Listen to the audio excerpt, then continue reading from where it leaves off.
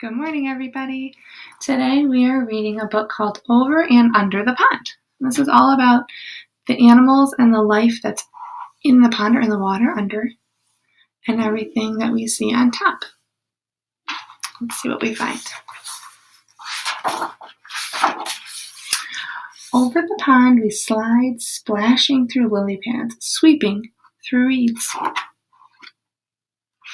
So the lily pads are all of these little green dots that you see. It's a lot of lily pads. And then all these greens, all these plants, those are reeds. And these ones are called cattails. And here they are swimming, or no, they're not swimming. They're in their paddle boat. The water is a mirror reflecting the sun, sunshine and clouds, then a shadow below. What's down there, I ask? Under the pond, Mom says.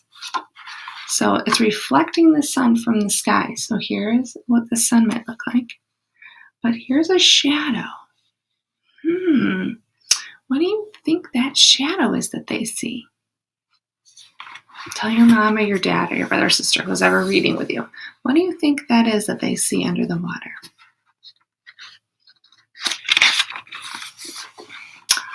Under the pond is a whole hidden world of minnows and crayfish, turtles and bullfrogs. We're paddling over them now. Look at all those animals that live in a pond. So these little fish are the minnows.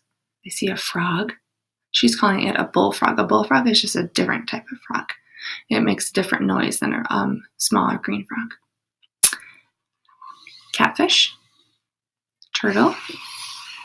Here's another fish. And look, there they are up in their boat. They're looking down under the water.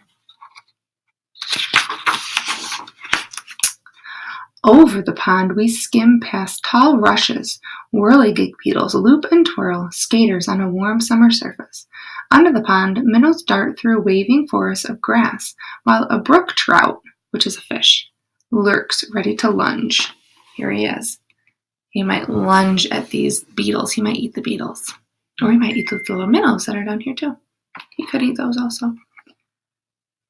And then I see some rocks on the bottom of the pond.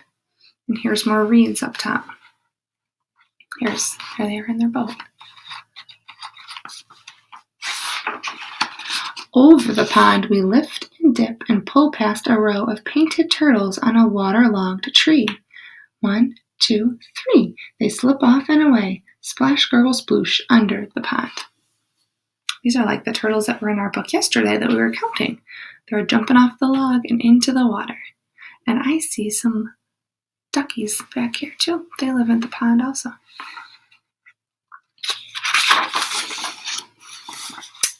Over the pond, cattails rustle and shush in the wind. Listen closely. Cuckoo! A red-winged blackbird races by. One has grass for her nest. See, she's got it in her mouth. She's building her nest.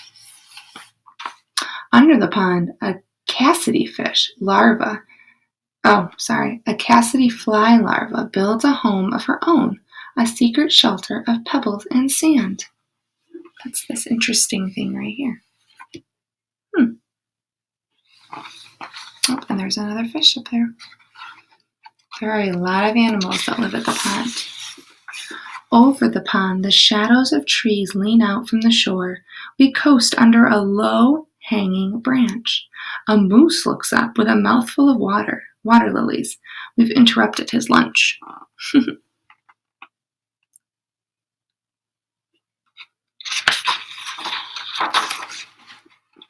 Under the pond, beavers dive deep. They pump with powerful tails and rise to the surface with delectable roots from the mud. So they eat the roots that are down here. Look at those powerful tails. Those are big tails. And look at their feet. Their feet are kind of webbed to help them swim. Over the pond, the wind gives us a push and stirs the light dappled leaves on shore. There on a branch, a new goldfinch teeters. Oh, he must have just hatched out of his egg. Finally ready to fly. Under the pond, tadpoles are changing, learning to hop. They're losing tails, growing legs, growing up. Here's the tadpoles. Remember we talked yesterday, the tadpoles turn into frogs. Over the pond, there at the shore, tall and silent and still, a great blue heron stares down into the deep. We have actually one of these near our house. We have a lake or a river near our house, a stream through the park, and there's a blue heron that lives there. If I see it, I'll take a picture of it and I'll show you guys. It tenses, takes a long-legged step. What do you think he eats? And strikes. He eats fish.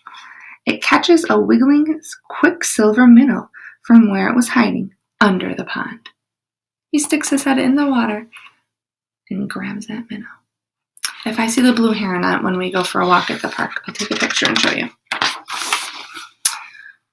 Over the pond we drift, heads tipped up to the sun. A woodpecker clings to a teetering pine, digging for ants. There he is. We hear these sometimes too. They sound like they peck at the bark on the trees and try to get bugs.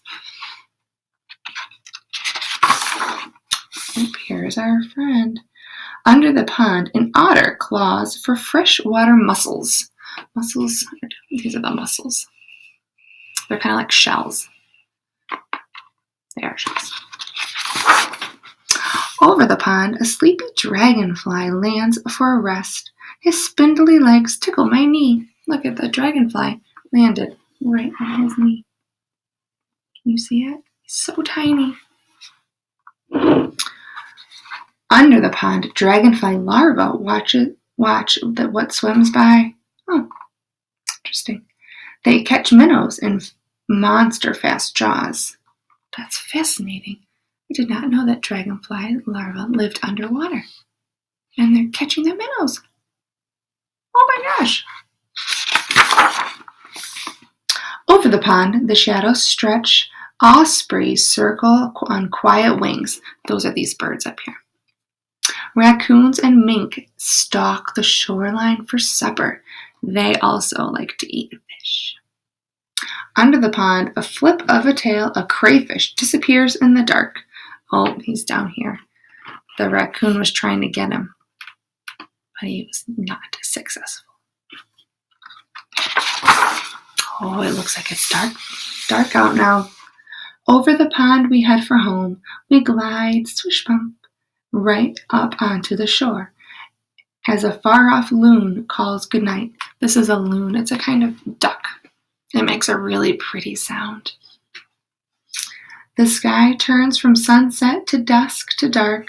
Night settles over the pond. The prowling crayfish and drowsy turtles, the scuttling crayfish and tadpole-turned frogs, wading herons and stalking raccoons. It's time for everyone to go to sleep. In the hidden world under the pond. They're all going to bed. So that was a lot of animals and a lot of plants that live above the pond and under the pond. There's a lot of life at the pond. I hope you guys enjoyed this book, and we'll see what other activities we're going to do today. Have a great day. Bye.